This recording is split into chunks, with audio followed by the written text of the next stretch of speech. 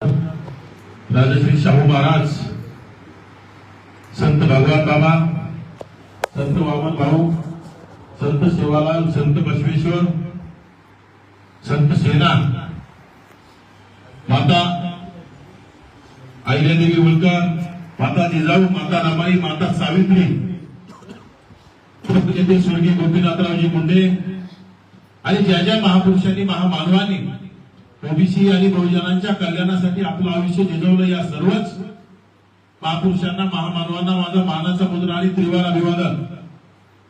आज हिरवळ या गावामध्ये ओबीसी जातनिहाय जनगणना व्हावी यासाठी जागृती करण्यासाठी आम्ही आलो आणि या गावामध्ये मंचावर प्राध्यापक लक्ष्मणराव हाके, या भागाचे नेते विनोद भाऊ वाघ, बटुळे मामा, बजरंग भाऊ सानप, बलविनजी बारगजे, माऊली सिरसाट, मोहनजी आगाव, केशव तांदरे, किशोरजी चौधरी, आमचे आरुष चेपटे, सुनील ढाकणे, महेश जोते आणि सर्वच या भागातून आलेले आमचे, ज्या माणसाला अगदी 1 महिना 2 महिन्यापूर्वीच अतिशय संघर्ष करावा लागला असे आमचे चिखला गावचे सरपंच गणेशराव, आमचा अक्षय भैया। खरं तर त्या अक्षय भैयाला हात नाही, परंतु समाजाविषयी असणारी तळमळ, जिथं आम्ही कार्यक्रम असतो तिथं अक्षय भैयाचं नियोजन धावपळ सुरू असते। बांधवांनो, आम्ही इथं काय आलो, गेल्या 2-3 वर्षापासून ओबीसीचा लढा सुरू आहे। ओबीसीचं अस्तित्व धोक्यात आहे। ओबीसीचं अस्तित्व संपवण्यासाठी विनोद भाऊने सांगितल्याप्रमाणे ते छटाक नावाचं बोकड, मरक बोकड सातत्यानं आणि त्याला साथ देणारे जातीवादी तत्कालीन मुख्यमंत्री एकनाथ शिंदे, कारण की एकनाथ शिंदेचे मंत्री येऊन गेल्याच्या नंतर विनोद भाऊ त्या बारक्या बोकडाचं आंदोलन सुरू होतं आणि त्या बारक्या बोकडाचं आंदोलन सुरू झालं की राज्याला वेठीस धरायला सुरुवात होती। आज ते मरकं बोकड उन्हात बसलंय आणि राज्य सरकारला बी कळायला पाहिजे की मरकं बोकड एकटं उन्हात बसलं नाही, माझा मेंढपाळ दिवस मेंढर उन्हात सांभाळतो, माझा शेतकरी बांधव 18 बगड जातीतील 12 बघू देणार, 18 आणून देणार, दिवस माझ्या माता भगिनी शेतात उन्हात दिवस राब राबतात, कष्ट करतात, काम करतात, तिथं बादशाह सारखा त्या बांधावर असा लोट टाकून बसलेला आहे। त्याच्या अवती भोवती माझ्या मते 100-150 लोक असतील। लगेच राज्याचं शिष्टमंडळ, जातीवादी महसूल मंत्री, महसूलचा जलसंधारण विखे पाटील, तिथं आदर जो ओबीसीच्या जीवावर निवडून येतो, त्या अहिल्यानगर जिल्ह्यामध्ये ओबीसीचं प्राबल्य खूप मोठं आहे आणि तो विखे पाटील गेल्या अनेक वर्षापासून त्यांचे बाप दादे ते स्वतः पोरग राजसत्तेमध्ये कोणाच्या जीवावर असेल तर ओबीसीच्या जीवावर। परंतु आम्ही दाखवून दिलं यापूर्वीच, जे जे ओबीसीच्या विरोधात गरळ होतील, जे जे ओबीसीच्या विरोधात षडयंत्र करतील, षडयंत्रात सहभागी असतील आणि त्या बोकडाला साथ देऊन ओबीसीचं अस्तित्व ओरबाडून घेण्याचं काम करत असतील, त्या सर्व लोकांना घराचा रस्ता दाखवण्याचा आम्ही चंग बांधलेला आहे आणि काहीसा डेमो दाखवलेला आहे। तुमचं विदर्भातमध्ये बच्चू कडू नावाचं बोकड, ते असंच जरांगीच्या तिथं त्या बोकडाकडे येऊन बसायचं, कारण का बोकडाची मैत्री असतीच, तिथे येऊन बसायचं, ओबीसीच्या विरोधात गरळ ओकलं, पण आचलपूरच्या ओबीसीनं असं खरंच सजग आणि सुजाण ओबीसी म्हणावं लागलं, आचलपूरच्या ओबीसीनं घराचा रस्ता दाखवला। आता ते बच्चू कडू नावाचं बोकड काय म्हणतंय, मला जातीपातीच्या राजकारणात आणि त्या आंदोलनात यायचंच नाही, नकोच। म्हणजे ज्या लोकांना आमच्या घरचा तो राजेश टोपे नावाचा माणूस, त्याने आंदोलन उभा केलं, ते रात्रीच पळून गेले हे मरकं बोकड। रात्री 2 वाजता राजेश टोपे आणि त्या रोहित पवारांनी तिथं उपोषणाला आणून बसवलं। दुसऱ्या दिवशी मग तत्कालीन मुख्यमंत्री तो कोण उद्धव ठाकरे असतील, ज्याला आपण जाणते राजे म्हणत आलो, ज्या लोकांना आज खरं तर बारामती भागामध्ये विशेषतः धनगर समाज 1 नंबरला आहे, मराठ्यांपेक्षा जास्त आहे। धनगर समाज, माळी समाज, वंजारी समाज, बंजारा समाज सगळे भरभरून मतं देतात, त्यांची मुलगी खासदार, ते अनेक वेळा खासदार राहिले। आता त्या घरामध्ये माझ्यामध्ये 3 खासदार, 2 आमदार, उपमुख्यमंत्री, बाकी कोणाला काहीच नाही, सगळं आम्हालाच आपण विनाकारण जाणते राजे म्हणायचं आणि त्या जाणत्या राजांनी ओबीसीचं अस्तित्व वर पडून गेलं. म्हणजे ओबीसीच्या आंदोलनाला कधी जाणत्या राजाला भेट द्यावी वाटली नाही. ते भोकर अंतरावर बसला, आम्ही 3-3.5 किलोमीटर अंतरावर बसलो. आमच्या आंदोलनाकरता जाणत्या राजाला यावं वाटलं नाही, परंतु तिथं येऊन बसायचं, तिथं येऊन ताकद द्यायची, रसद द्यायची, आंदोलन मोठं करायचं, राज्य अस्थिर करायचं, समाज बांधवामध्ये भीती निर्माण करायची, गाववाड्यातील 18 पगड जातीतील 12 बलुतेदार 18 बलुतेदारांना भ्रमित करायचं, माझ्या नावी समाजाचे दुकाने जाळे, मायक्रो ओबीसीना मारहाण करण्याचं काम केलं. हे सगळं कोणाच्या आशीर्वादानं? शरद पवार नावाचा जातीवादी जाणता राजा, त्याला आपण जाणता राजा म्हणून नाही, येणाऱ्या काळात जातीवादी शरद पवार आणि तत्कालीन मुख्यमंत्री जातीवादी एकनाथ शिंदे यांच्या आशीर्वादाने या सगळ्या गोष्टी घडल्या. आज सुद्धा एकनाथ शिंदे थांबायला तयार नाही. एकनाथ शिंदे मंत्र्यांना आदेश देतात, जा जरांगेला जाऊन भेटा, मंत्र्यांना आदेश देतात, जा जरांगेला जाऊन भेटा. पण मंत्री जरांगेकडे येतात, भेटतात, अगदी दुसऱ्या तिसऱ्या दिवशी जरांगे घोषणा करतो करायला लागलो आंदोलन, उपोषण, उन्हात उपोषण. आणि खरं तर उन्हात उपोषण केल्याने काय मरत नाही माणूस. अरे शेतकरी दररोज उन्हातच असतो, त्यांनी खरं तर कपडे काढून ढेकळावर बसलं पाहिजे, तर त्याचा मूळ काहीतरी दाखवलं, काहीतरी केलंय. सगळी नौटंकी डोक्याला टाकून बांधली, खाली गाडी बिनी टाकलेली, लोट टेकून बसायला 200-250 लोक इकडून तिकडून आहेत. लेडीज आता बोलवले जातात त्या गावातल्या, दादा दादा पाणी प्या, दादा तुमची आम्हाला गरज आहे. आता दादा मरत नाही, की मरक्या माणसाला मारून घातलं तरी मरत नसतं, परंतु त्या माणसामुळे ओबीसीचं अस्तित्व पडल्या चालत, त्याच्या खांद्यावर बंदूक ठेवून राजसत्तेची खुर्ची आपल्याला हिसकावून घेण्यासाठी हे लोक त्याचा वापर करून ओबीसीचा नेस्तनाबूत करण्याचं काम करताय. परंतु आपण बांधवांना आता विचार केला पाहिजे. ओबीसीची हत्या होती, आपण थांबवली पाहिजे. ओबीसीची राजकीय हत्या होती, ती आपण थांबवली पाहिजे. गावगाड्यात ग्रामपंचायत सदस्य होणार नाही, सरपंच होणार नाही, पंचायत समिती सदस्य होणार नाही, तुमचा नगरसेवक होणार नाही, पंचायत समिती जिल्हा परिषद मेंबर, महापौर, नगराध्यक्ष, जिल्हा परिषद अध्यक्ष, पंचायत समिती सभापती होणार नाही. या तयाऱ्या पूर्ण राज्यभर यांनी करून ठेवल्या. ठीक आहे, ज्यांचं मूळ कोणती प्रमाणपत्र बँक असेल, मूळ नोंदी असतील, त्यांना भेटल्या जुन्या काळात विदर्भात मिळाल्या, त्यांना कधी विरोध केला नाही. विदर्भवासी यांनी त्यांना कधी विरोध केला नाही. परंतु तुम्ही हाताने खाडाखोड करून बोगस सगळे डॉक्युमेंट तयार करताय आणि रातोरात पूर्वीच्या नोंदी काढताय आणि ओबीसीचं अस्तित्व संपवताय. एखादा अधिकारी तिला प्रेशर करायला गेला किंवा अधिकारी जर योग्य निर्णय द्यायला गेला, त्याच्यावर दबाव टाकायचा, त्याच्यावर प्रेशर करायचं. आताच छत्रपती संभाजीनगर मध्ये उपविभागीय अधिकाऱ्यांनी काय त्याच्यावर आरोप केला या लोकांनी की त्यांनी ते भूमी प्रमाणपत्र देण्यास टाळाटाळ केली. आणि विहिरीतच नसेल तर पोहण्यात कुठून येईल, आडात नसेल तर त्या तुमच्या पोहण्यात कुठून येईल, तुमची नोंदच नसेल तर तुम्हाला भूमी प्रमाणपत्र कुठून मिळेल. परंतु दबाव टाकायचा आणि खोटे नाटे तयार करायचे, खोटे नाटे डॉक्युमेंट तयार करायचे आणि त्याच्या माध्यमातून प्रमाणपत्र काढायचं. राज्य सरकारवर दबाव टाकायचा, अधिकाऱ्यावर दबाव टाकायचा आणि अशा तहसीलदार लेवलच्या, कलेक्टर लेवलच्या अधिकाऱ्याला बंधन केलं की मग खालच्या अधिकारी मध्ये जाऊ द्या, एवढ्या मोठ्या अधिकाऱ्याला त्रास दिला, आपलं काय जाऊ द्या. आता छत्रपती संभाजीनगर मध्ये एक पंचायत समितीचा सदस्य निवडून आलाय, मराठा समाजाचा ओबीसी जागा, त्याचं बोगस प्रमाणपत्र त्यांनी अगदी 2 दिवसात काढलं. तिथे त्याच्या पराभूत उमेदवारांनी त्याच्यावर तक्रार केली आणि जात पडताळणी समितीकडे ते गेल्याच्या नंतर ते अपात्र होते. परंतु या जरांगीच्या झोटीत तिथं जाऊन त्या जात पडताळणी समितीच्या अधिकाऱ्यांना दबाव टाकून त्यांना शिवीगाळ केली. म्हणजे तुमचं प्रमाणपत्र खोटं असेल तरी तुम्ही तुमचं ओरिजिनलच करून दाखवा. म्हणजे खोट्याचं खरं करायचं आणि आपलं खरं असून सुद्धा आपण खरं बोलायला, खरं करण्यासाठी आपण बोलत नाही, आपल्याला खोटं ठरवलं जातंय, त्यासाठी आपण एकत्र येणं गरजेचं आहे. या राज्यामध्ये 12 कोटी समाज, सगळा समाज 12 कोटी आणि ते भोकर काय म्हणतोय, मराठा समाज 7 कोटी, मराठा समाज 6 कोटी. तर मग 6 कोटी 7 कोटी जर मराठा समाज असेल, आमच्या 18 पगड जातील गाववाड्यातले 18 पगड वाड्या वस्तीवले 18 पगड जातील 12 बोलते 18 होत्या. ओबीसी, एससी, एसटी, मुस्लिम, मारवाडी, जैन, ब्राह्मण हे का मेले का? आम्हाला काही ठेवता का नाही? प्रश्न असा आहे. म्हणजे आपला आकडा खोटा सांगायचा, काय नाही म्हणायचं ओबीसी 10%, 20%, 25%. म्हणजे खरं तर राज्यात मराठा समाज 12% असणारा मराठा समाज म्हणून आम्ही 50% पेक्षा जास्त आहे.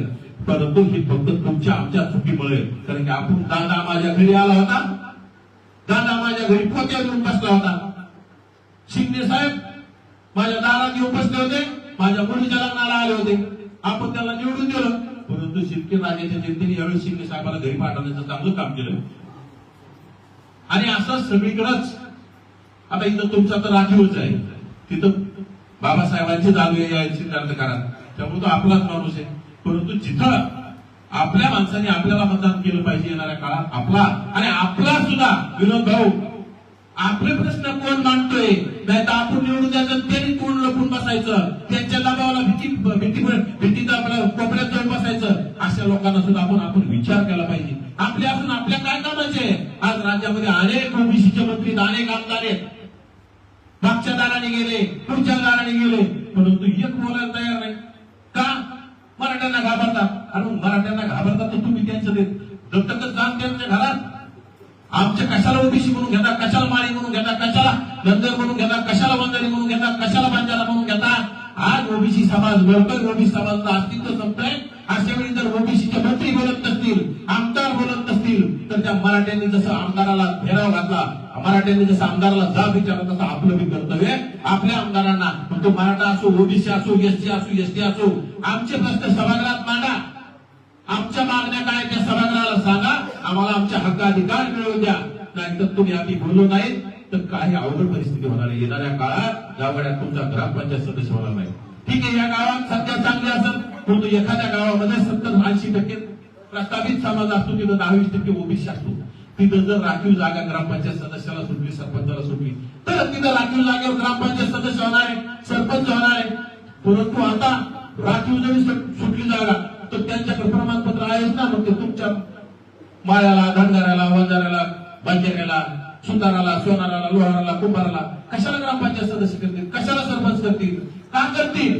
त्यांचा माणूस त्यांच्याकडे असल्यावर तुम्हाला कशाला सभागृहात पाठवतील. आणि विशेष त्यांचा लढा शिक्षण आणि नोकरीच्या आरक्षणाचा नाही, त्या 5वी नापास बोकडाचा लढा शिक्षण आणि नोकरीच्या आरक्षणात नाही, तो लढतोय प्रस्थापित आणि निजामी मराठ्यांच्या ताकदीवर, प्रस्तावित निजामी मराठ्यांच्या तुकड्यावर लढतोय, त्यांच्याकडून रसद घेतोय आणि ते सांगतील तसं काम करण्याचं काम करतोय. कारण त्याला तुम्हाला सगळ्यांना मिळून तुम्हाला स्थानिक स्वराज्य संस्थेच्या आरक्षणामधून बाद करायचंय. त्या तुम्हाला पंचायत समिती, जिल्हा परिषद, ग्रामपंचायत मध्ये, नगरपालिकेमध्ये, महानगरपालिकेमध्ये, नगरपंचायतमध्ये जाऊन द्यायचं नाही. तुमचे प्रतिनिधी तिथे नसलेले पाहिजे. गेल्या पूर्वीच्या काळासारखे त्यांच्या दारात आपल्याला दररोज जावं लागलं पाहिजे, त्याला मुद्रा करावी लागली पाहिजे. हे सगळं त्यांचं नियोजनबद्ध कारभार चाललाय. परंतु याला आपण बळी नाही पडलं पाहिजे. आपण आपले हक्क अधिकाराची लढाई आपणच बोललं पाहिजे. जनगणना का व्हावी? जनगणना झाली तर तुम्ही किती आहात? त्या हिरवळ गावामध्ये माळी किती आहे, धनगर किती आहे, वंजारी किती आहे, बंजारा किती आहे, आणि आम्ही टोटल ओबीसी म्हणून किती आहोत हे आपल्याला कळालं पाहिजे. या मतदारसंघामध्ये आपण किती आहोत हे आपल्याला कळालं पाहिजे. अरे कुत्र्या मांजराची गणना केली जाते, गुरा जनावरांची, गाढवाची गणना केली जाते. परंतु खर तर आता आपल्याला इंग्रज चांगले होते म्हणावं लागलं. अनेक सरकार आले, काँग्रेस बी आता काय सरकार नाही म्हणून लगेच 2024 ला राहुल गांधी म्हणतात आमचं सरकार आलं की आम्ही जात जनगणना करू. अरे राहुलजी, इतके वर्ष तुमच्या 60 वर्ष सरकार होतं, आमच्या गरीब गोरगरीब आडरापगड वाड्या वस्त्यावर राहणाऱ्या ओबीसीची जनगणना का करा वाटली ना तुम्हाला? सरकार गेल्यावरच का पोट आहे तो कुणाला बी. आता भाजपचं सरकार आहे, ते म्हणले नाही आम्हीच करणार आहे, सरकार आमचं येणार आहे. अमित शहा साहेब पडले ना, अमित शहा साहेब आता सरकार गेल्यावर म्हणते काय केली, आम्हीच करणार आहे. पुन्हा 5 वर्ष पुन्हा बसा असं 5-10 वर्ष. म्हणजे आपल्याला कुठे आईला बी लेकरू रडल्याशिवाय आई त्याला दूध पाजत नसती. आपण रडलं पाहिजे, आपला हक्काधिकार मागितले पाहिजे. नाहीतर तुम्ही आपली शांत बसता, आवाज देते, हाकेश्वर बोलते, नवरा दाबा बोलते, विनोद भाऊ भांडते, बकरी मामा त्याचा रंगेल शिवाय देते. काही होणार नाही. तुम्ही तुमची लढाई सुद्धा तुमच्या खांद्यावर घ्यावी लागेल. आणि सोशल मीडिया सगळ्या जनगणना बघा तुम्ही, इंग्रजाच्या काळात ज्या 2-3 वेळा इंग्रजाच्या काळात जरी शेवटची जनगणना 1931 झाली. 1931च्या नंतर ओबीसीची जाती या जनगणना कुणालाच करावी वाटली नाही. काँग्रेसला नाही, भाजपला नाही, ते जनता काय जे आले असतील त्यांना कुणाला करावी वाटली नाही. परंतु आता दोघांनी शब्द दिला होता. काँग्रेस म्हणलं होतं आमचं सरकार आल्यावर करू, भाजप म्हणतो आम्ही करणारच आहोत. मग भाजपला आपण निवडून दिले, भाजपने आता जनगणना केली पाहिजे. आणि विशेषतः राज्यामध्ये ओबीसी आमचा डीएनए म्हटले, ओबीसी आमचा डीएनए म्हटल्याच्या नंतर राज्यामध्ये ओबीसीने भरभरून मतं दिलं. परंतु आज ओबीसीची मान कापल्यात चालली आहे, ओबीसीचं अस्तित्व संपल्यात चाललंय. आणि ज्या समाजाला सगळं आहे उपाशी लोकांना उपोषित करण्यासाठी पुन्हा उपाशी ठेवायचा आणि ज्याचं पोट भरलं त्याला पंच भगवान वाटणं सुरू आहे, जे देता येत नाही त्याच्या ताटात बसत नाही ते पुन्हा पुन्हा टाकू का. एखादा मोठा पाहुणा आल्याच्या नंतर तुमच्या इकडे कंदुऱ्या मला माहित नाही, बोकडाच्या कंदुऱ्या असतात आमच्या भागामध्ये. मग ते गरीब माणूस आला की त्याला असं ते चमचेने रसा वाटते फक्त. ते पाहतो बिचार पीस कधी येते विनोद भाऊ, ते पीसच येत नाही, नुसतं ते वाज येतं ते बघून ते भांड. आणि एखादा विनोद भाऊ सारखा आमच्यासारखा गेला आणि मग नको बाबा आमचं पोट भरलंय ते पुन्हा पुन्हा टाकतो त्याच्यात. म्हणजे ते जिथं ज्याला गरज नाही त्याला त्याच्या ताटात शिल्लक होत नसली वायाला जाईल अशी परिस्थिती. आणि आमचं ताट रिकाम आहे, आमच्याच लेकराचं पोट भरत नाही, आमचं आरक्षण वरपडून घेतलं. आपण गोरगरीब मराठ्यांच्या आरक्षणाला विरोध केला नाही ना, त्यांच्या आरक्षणाला त्यांना शिक्षण आणि नोकऱ्या मिळालं पाहिजे. ठीक आहे, तुम्हाला ईडब्ल्यूएस दिलं होतं, एससीबीसी मधून सुद्धा मिळत होतं, परंतु हा बाल हट्ट करणारा काय म्हणतो आम्हाला ओबीसीतूनच पाहिजे, आम्हाला ओबीसीतूनच पाहिजे का. अरे याला नोकऱ्याचा आणि माझ्या गरीब लेकरांना, माझ्या गरीब लेकरा बाळांना, अरे तुझी लेकर बाळा आमची काय कोकर आहे का. आमची पण लेकर आहेत ना, अरे आमच्या गरीबाची लेकर आहेत, आमची आम्हाला त्यावेळेस आमची लेकर आम्हाला, म्हणजे आमच्या लेकरासाठी आम्ही बोललो नाही पाहिजे का. म्हणजे आम्ही बोललो किंवा आमच्या राहिले पाकिस्तानाच्या गाडी उतरलं, माझी गाडी घरापाशी येऊन जायची, बोलला नाही पाहिजे, आवाज कोणी नाही केला पाहिजे. धमक्या द्यायच्या त्यांचा बंद नसला. पुण्यामध्ये आताच त्यांनी सुप्रीम कोर्टात याचिका दाखल केली, त्याला फोन करून जीवे मारण्याची धमकी.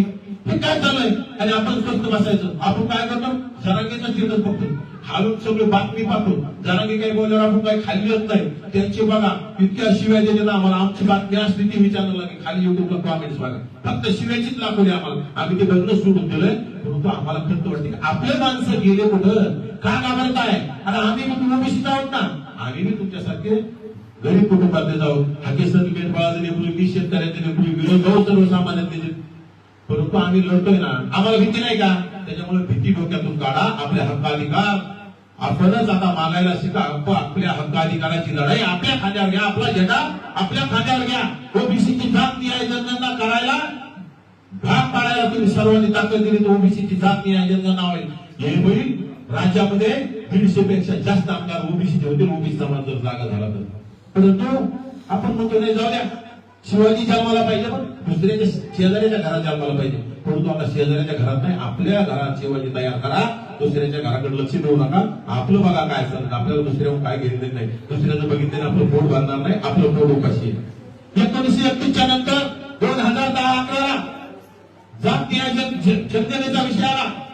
नाशिकचे तत्कालीन खासदार समीर भाऊ भुजबळ यांनी लोकसभेमध्ये ठराव ओबीसीची जात न्याय जनगणना झाली पाहिजे. त्यावेळी काँग्रेसचं सरकार होतं, ते समीर भुजबळ सुद्धा काँग्रेस राष्ट्रवादीचे त्यांचं सरकार होतं. पण त्यावेळेस लोकनेते स्वर्गीय गोपीनाथरावजी मुंडे साहेब विरोधी पक्षात होते. परंतु विरोधी पक्षात जरी असला तर भाजपचा जनगणनेला त्यावेळेस विरोध होता. सुषमा स्वराज त्यावेळेस अध्यक्ष होत्या. परंतु लोकनेते स्वर्गीय गोपीनाथरावजी मुंडे नेता कसा असावा, नेता कसा असला पाहिजे, ज्या माणसाला समाजाचं काहीतरी दुखणं, समाजाच्या आडी अडचणी काढल्या असा नेता असला पाहिजे. लोकनेते स्वर्गीय गोपीनाथरावजी मुंडे साहेबांनी पक्षाला विचारलं नाही, पक्षाच्या अध्यक्षाला विचारलं नाही, त्यांचा विरोध झुगारून समीर भुजबळ यांच्या पाठिंब्याला ते मागणीला पाठिंबा दिला. आणि त्यांनी पुन्हा तिथं नेत्यांची बोट बांधली. रामविलास पासवान, लालू प्रसाद यादव, शरदजी यादव आणि असे शेकडो खासदार तयार केले. आणि 2011ला लोकसभेला घेराव घातला. ओबीसीची जात न्याय जनगणना करण्यास मनमोहन सिंग पंतप्रधानांना भाग पाडायला त्यांनी तयार केलं. आणि ती सुरुवात ही झाली. पण नंतर सरकार बदललं, सरकार मोदी साहेब आले, पुन्हा राहिला, आपण विसरून गेलो. 2021ला होती ती अद्याप झाली नाही. 2024 निवडणूक आल्या लांबत गेलं. आणि आता 2024ला करायची, 2024ला दोघांनी घोषणा केली, सरकार आलं. आता जनगणना सुरू झाली, परंतु त्यांनी शब्द दिला होता आम्ही ओबीसीची जातवार जनगणना करू. ओबीसीचे डोके म्हणून ओबीसी किती आहे त्याची आकडेवारी समोर आणू. कारण आज सुप्रीम कोर्टात सुद्धा काही प्रकरण घुसले, काही आपल्या ओबीसीचा महत्वाचा विषय असेल तर सुप्रीम कोर्ट म्हणतो तुमची आकडेवारी सांगा किती आम्हाला. आपल्याकडे डाटाच नाही, आपण कुठं आहे. जिसकी जितनी संख्या राही उसकी उतनी हिस्सेदारी भागीदारी. कशा राजकारणात असेल, समाजकारणात असेल, राज्य शासनाच्या केंद्र शासनाच्या तिजोरीमध्ये आपला वाटा तेवढा आपल्या लोकसंख्येप्रमाणे आपल्याला मिळाला पाहिजे यासाठी आपण लढलं पाहिजे. मग आता 2011ला झाली नाही, 2011 पासून पेंडिंग पडली, आता तरी त्यांनी 2024, 25, 26 आले. आता तरी जनगणना जात ह्या जनगणना करावी अशी आपली कळकळीची विनंती. त्यासाठी आपण सोशल मीडियावर व्यक्त झालं पाहिजे. सोशल मीडियाची खूप मोठी ताकद आहे. तुम्ही गेल्या 15 दिवसापूर्वी पाहिलं कॉक्रोच जनता पार्टी नावाचं, माहिती आहे कॉक्रोच जनता पार्टी? ते बाबा सगळ्याला माहिती आहे कॉक्रोच जनता पार्टी काय. एखाद्या तरुणाने हिंगोलीच्या तरुणाने ते अकाउंट ओपन केलं आणि करोडो लोक तरुणांनी त्याला फॉलो केलं, म्हणजे ज्येष्ठ माणसाने सुद्धा फॉलो केलं. आणि कोणी म्हणाले मी कॉक्रोच, काय कशाला स्वतःला झुरळ म्हणून घेता? मी वाघ म्हणा, मी ओबीसीचा वाघ म्हणा, ओबीसीची दाब नाही जनगणना करा. आणि करत नसेल तर आमच्या दारात पुन्हा मतदान मागायला येऊ नका.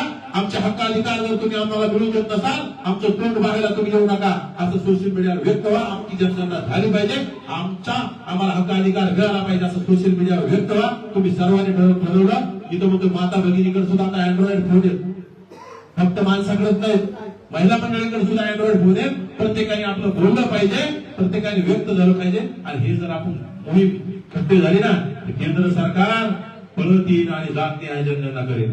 त्यासाठी आपण ताकदीने एकत्र येऊया. ही मोहीम सोशल मीडियाच्या माध्यमातून जे रस्त्यावरली लढाई, न्यायालयीन लढाई, सगळ्या लढाई आपल्याला सुरू ठेवाव्या लागतील. आणि सर्वांनी येणाऱ्या काळात एकत्र यावं लागेल. नाहीतर मी माळ्याचं तोंड पाहत नाही, माळीमध्ये तुम्ही धनगराचं पाहत नाही, धनगरमध्ये तुम्ही वाजाऱ्याचं पाहत नाही. तुमचे असे भांडणं लावून दिले आणि यांनी मस्त पोळी भाजवली तुम्ही. असल्या निवळ अक्कल चुकले उष्टी दारून देणारा आज राज्याचा नेता करून टाकला. काय ती भाषा, काय काय ती म्हणजे पूर्ण कमरे खाल्लंच बोलतोय. म्हणजे खरं तर त्याला लाज वाटली म्हणजे छत्रपती शिवरायांच्या पुतळ्याखाली बसतं आणि घाण घाण घाण शिवाय देतो कुणाला बी. अशा लोकांना नेता करायचे लोक आणि हुशार लोक, बलाढ्य लोक, आपण आपल्या बलाढ्य समाज आहे, आपण आपल्या ताकदीवर आपलं साम्राज्य उभं करण्यासाठी सज्ज झालं पाहिजे.